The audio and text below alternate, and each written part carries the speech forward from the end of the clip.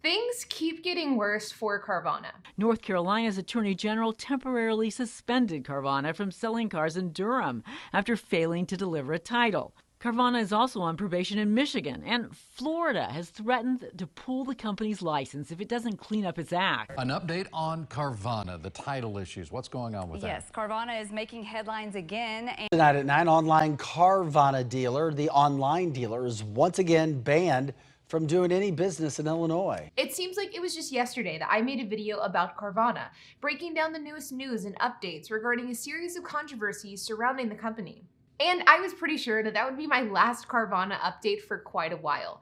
But here we are. Now, if you are not up to speed about Carvana and some of the very shady business tactics and business aspects of the company, then be sure to check out these videos here, because I have covered most, if not all, of the different topics surrounding Carvana.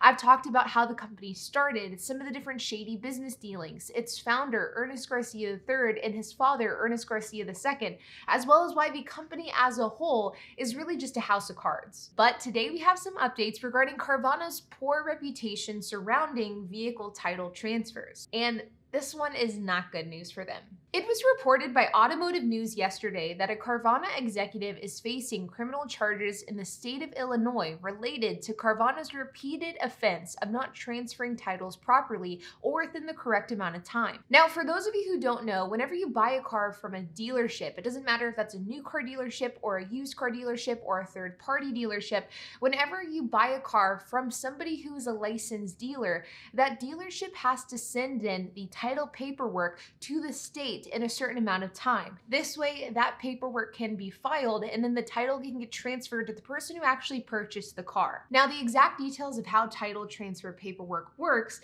and the timeframes in which this paperwork has to be filed, it does vary a little bit from state to state, but generally speaking, you have to get that paperwork filed within 20 to 30 days, meaning the dealership that you purchased the car from has 20 to 30 days to send in that paperwork to the proper authority. That way the title can be transferred.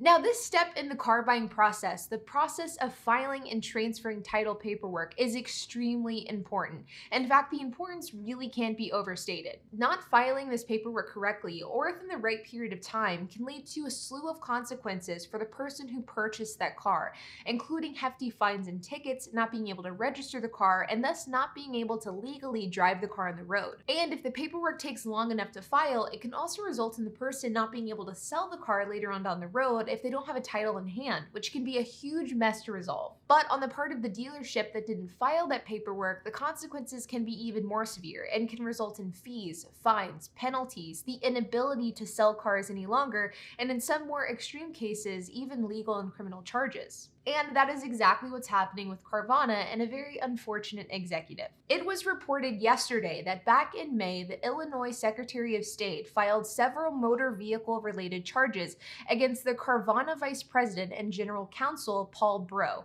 charging Paul Breaux with 27 counts of failure to transfer vehicle titles by a dealership and 50 counts of improper use of titling and registration. Now, you may be wondering, what the heck did Paul Breaux do to be the scapegoat for Carvana with this entire fiasco? And there's actually a really good explanation for that.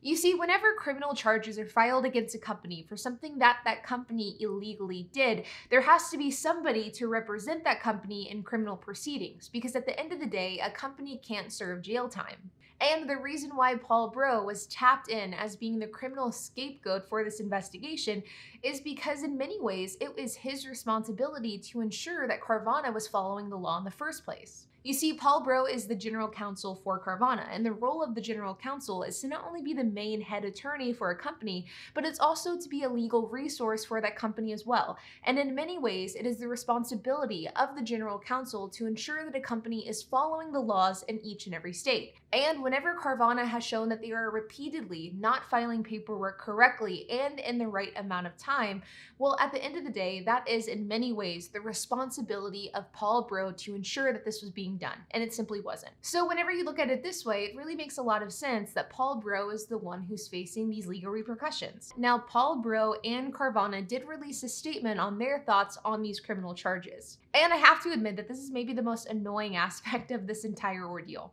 In a statement provided by Carvana, Paul Bro stated, "The state of Illinois has charged me because Carvana delivered a car to a customer's home. This is surprising and confusing, both because it feels extremely anti-consumer and because I proactively met with several Illinois officials in 2017 to describe this exact practice, and they did not then, nor have they since, raised any concerns. During which we've delivered tens of thousands of cars to Illinois homes and provided exceptional customer experiences." And this is such a lawyer-esque response to these types of charges and accusations. Now, anybody who has been following this story, even relatively closely over the last 8 months, knows that these criminal charges were not filed because Carvana delivered cars to people's homes. These criminal charges are being filed because Carvana has repeatedly failed to file the proper paperwork within the proper amount of time, which is a pretty significant offense, especially done as repeatedly as Carvana's done it. And by completely swerving around this, not acknowledging any actual facts of the case, and instead blaming it on delivering cars to people's homes, it is completely predictable but still lacking accountability.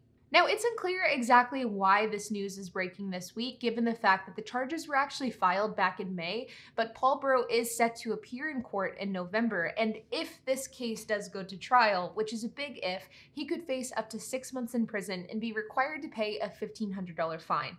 But in my opinion, there's absolutely no way that he's going to serve any jail time. In fact, there is very little chance that this is even going to go to trial at all. Now, I am not a lawyer, but if I was a betting person, I would bet that the reason why the state of Illinois filed these criminal charges against Paul Bro and thus Carvana is to simply send a message, but to also make an example out of Carvana as well.